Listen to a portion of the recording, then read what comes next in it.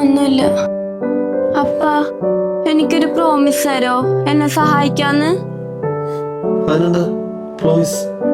എനിക്കൊരു ഫ്രണ്ട് ഉണ്ട്, അനുമോള്.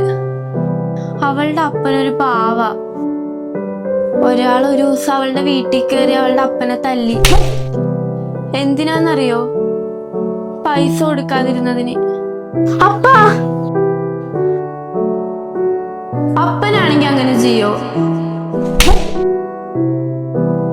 അങ്കിൾ എന്റെ അപ്പനെ തല്ലല്ലേ.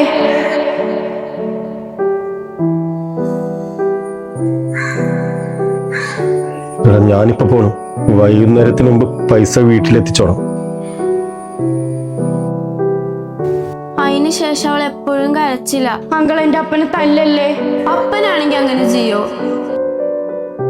അനുവിന്റെ ടീച്ചറല്ലേ? അനുമോളുടെ സ്കൂൾ ഫീസും മറ്റും ഞാൻ അടച്ചിട്ടുണ്ട്. എനിക്ക് നീ ആ കാശ് തരണ്ടട്ടാ. ഞാൻ തന്നോളാം. അല്ലടാ, അന്നത്തെ ദേഷ്യത്തില്.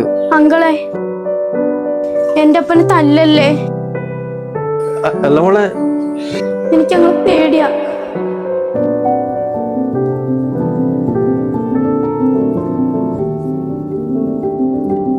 മോളെ, വിദേശത്തൊക്കെ പോയാ ശരിയാവും.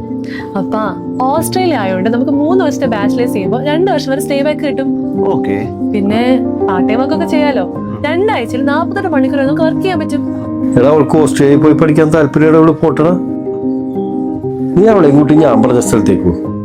Scotia education.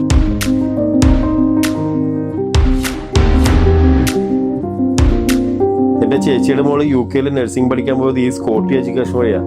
അവളവിടെ രജിസ്റ്റേർഡ് നഴ്സായിട്ട് ജോലി ചെയ്യാ. അത് മാത്രമല്ല, നമ്മൾ ഇവിടെ നിന്ന് അവിടെ പോകുമ്പോഴുള്ള ഫിനാൻഷ്യൽ സപ്പോർട്ട് സ്കോട്ടിയ ഫൈനാൻസേഴ്സ് ചെയ്തു തരുന്നുണ്ട്. റജി, ഓസ്ട്രേലിയക്ക് പോണ എല്ലാ കാര്യങ്ങളും സ്കോട്ടിയ എഡ്യൂക്കേഷൻ ശരിയാക്കി തന്നോ? ഞാൻ പറഞ്ഞില്ലേടാ. പിന്നെ റജി, അനുമോൾക്ക് നിന്നോട് സംസാരിക്കണം. ഹലോ അങ്കിളെ, താങ്ക് യു സോ മച്ച് എല്ലാത്തിനും.